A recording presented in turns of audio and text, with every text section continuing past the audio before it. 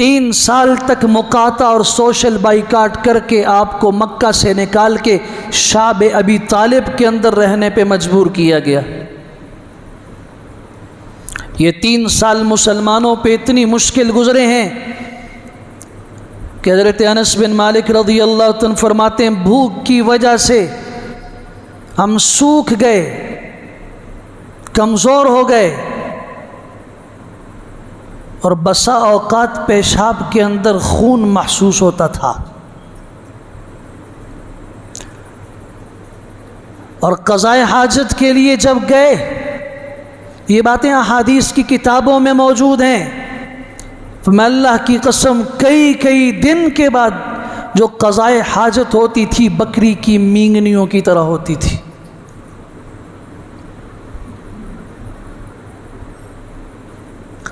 اور ایک دفعہ رات کے وقت جب میں قضاء حاجت کے لیے گیا، پاؤں کے نیچے سے کسی چیز کی آواز آئی، آہٹ کی، میں نے اٹھایا، بھوک کی اتنی شدت تھی، کئی دن سے کچھ کھایا نہیں تھا، اٹھایا دیکھا کیا چیز ہے، کوئی پتہ نہیں، رات کا اندھیرا ہے، واللہ عالم کسی جاندار کا خشک چمڑا تھا یا کیا چیز تھی، بس اسے اس مجبوری کے عالم میں پیس کے پانی کے گھونٹ کے ساتھ اس کو کھا لیا۔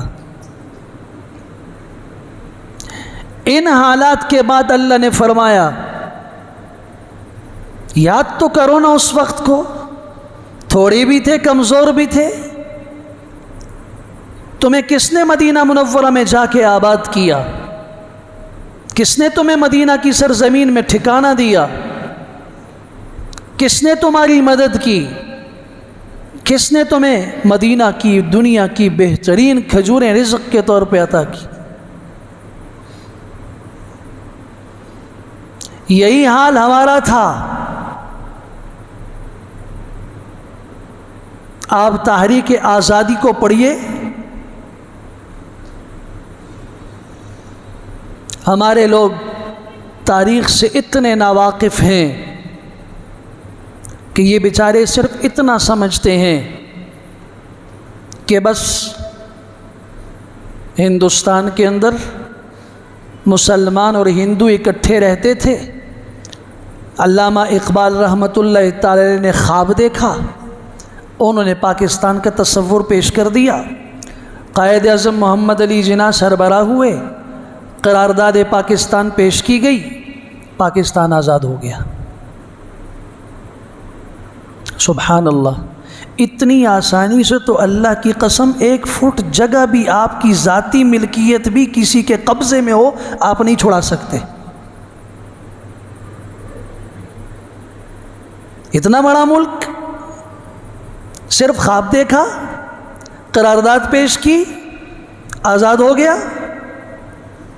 انصاف نہیں ہے۔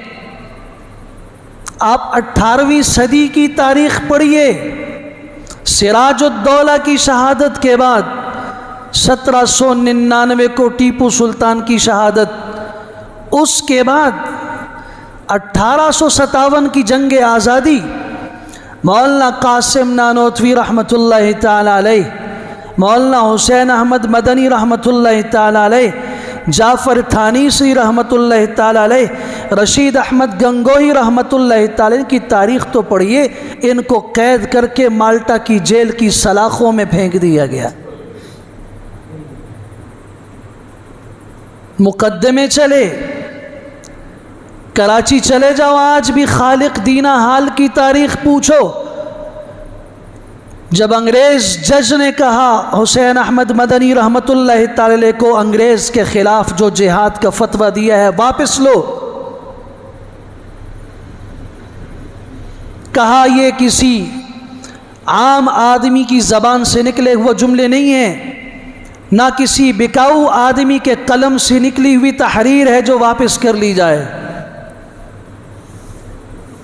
اس نے کہا آپ کو پتہ ہے کہ اس کی سزا کیا ہو سکتی ہے؟ آپ کو پھانسی کے تختے پہ لٹکایا جا سکتا ہے۔ بیگ ساتھ تھا، کھولا اور اس کے اندر سے ایک سفید لٹھے کی چادر نکال کے فرمایا دہلی سے نکل کے آیا ہوں، دارالعلوم دیوبند سے چل کے یہاں تک آیا ہوں، اپنے کفن کا انتظام خود کر کے آیا ہوں۔ انگریز مورخ ٹامسن خود لکھتا ہے کہ میری نظروں کے سامنے 40 علماء کرام دہکتے ہوئے، ابلتے ہوئے، سلگتے ہوئے انگاروں پہ لٹائے گئے. انہیں کہا گیا کہ اپنا وہ فتویٰ واپس لو یا مرنے اور جلنے کے لیے، راکھ بننے کے لیے تیار ہو جاؤ. وہ کہتا ہے 40 میں سے ایک بھی ایسا نہیں تھا جس نے کہا ہو کہ میں فتوے سے رجوع کرتا ہوں، جان بچ جائے گی. اس نے کہا فتویٰ وہی ہے جو ہمارے بڑوں نے دیا تھا، ہم تمہاری حکومت کو نہیں مانتے، اس کے خلاف ہم جہاد اپنا فرض سمجھتے ہیں. تم نے آ کے ہماری تہذیب بدل ڈالی، تم نے ہمارے دین کا مذاق اڑایا، تم نے ہمارے پیغمبر کی سنتوں کو ایک ایک کر کے چن چن کے ان کا مذاق اڑوایا.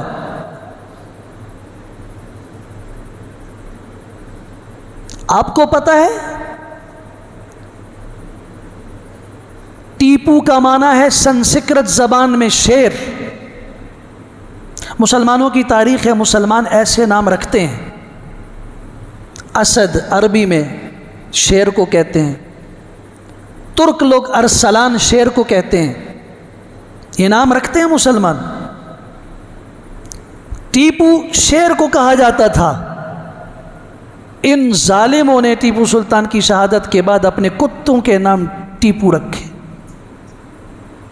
تو شیر اسد اللہ، حضور صلی اللہ علیہ وسلم نے اپنے چچا حضرت حمزہ سے فرمایا تھا یہ اللہ کا شیر ہے، اس کے رسول کا شیر ہے. اس شیر کے لفظ کا مذاق اڑایا. آپ کے پیغمبر کی پگڑی جو مسلم امت کی شعار اور علامت سمجھی جاتی تھی، عزت کی علامت ہوتی تھی، اسے چوکیداروں کے سروں پہ رکھا گیا کہ اس کی جگہ یہ ہے. آج بھی ہے یا نہیں؟ جاؤ 5 اسٹار ہوٹلوں میں، جاؤ بینڈ باجے والوں کو دیکھ لو، ان کے سروں پہ پگڑی کی کیا تک بنتی ہے؟ کبھی آپ کی سوچ میں آئی یہ بات کہ میرے پیغمبر کی سنت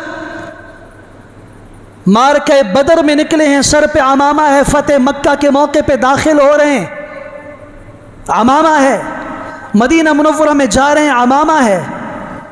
ہر حال میں آپ کے سر پہ پگڑی مبارک ہوا کرتی تھی، وہ چوکیدار کے سر پہ رکھوا دی گئی. مسلم امت کے قاضیوں کے سروں پہ بڑی بڑی ٹوپیاں ہوتی تھیں، وہ آپ کے باورچی خانوں کے، بلکہ اس سے بڑا ظلم آج تک آپ لوگ کہتے ہیں ہمیں خان سامہ کی ضرورت ہے. باورچی جو ہوتا ہے کک، خان سامہ. کبھی آپ کو پتہ ہے خان سامہ کا تو لفظی ترجمہ کیا ہے؟ خان سامان تھا یہ لفظ. یہ وزیر اعظم کے برابر کا عہدہ تھا مغلیہ سلطنت میں. جو شاہی خاندان کے محلات اور ان کے گھروں کے فرنیچر اور قیمتی سامان کے اوپر نگرانی کرنے والا شخص ہوتا تھا، یہی آگے پھر وزیر اعظم بنتا تھا. اتنا معتمد، اتنا عظیم عہدے والا شخص اٹھا کے باورچی خانے کا نام، باورچی خانے میں کام کرنے والے باورچی کا نام خان سامہ رکھ دیا. ایک ایک چیز کا مذاق اڑایا. ختنہ کرنے والا اسے خلیفہ کہا گیا.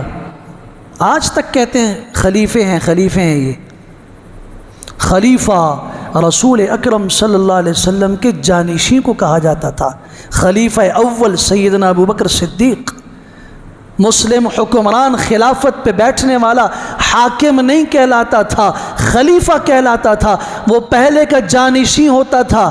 اس خلیفہ کے لفظ کو ختنہ کرنے والے کے سر پہ تھوپ دیا گیا، اس کا نام رکھا گیا. خطیب، امام، اس کا رینک فوج کے اندر چمار کے برابر رکھا گیا. ضیاء الحق کے دور تک کی بات ہے، پرانی نہیں کہہ رہا. پڑھیے ذرا. یا قربانیاں دی گئیں. جب دین کا مذاق اڑا، آپ ان چھوٹی چھوٹی باتوں کو دیکھ لیجئے. جب ان چیزوں کا مذاق اڑا ہے تو پھر ضرورت پیش آئی کہ ایسے بدبختوں کے خلاف اعلان جہاد کر دیا جائے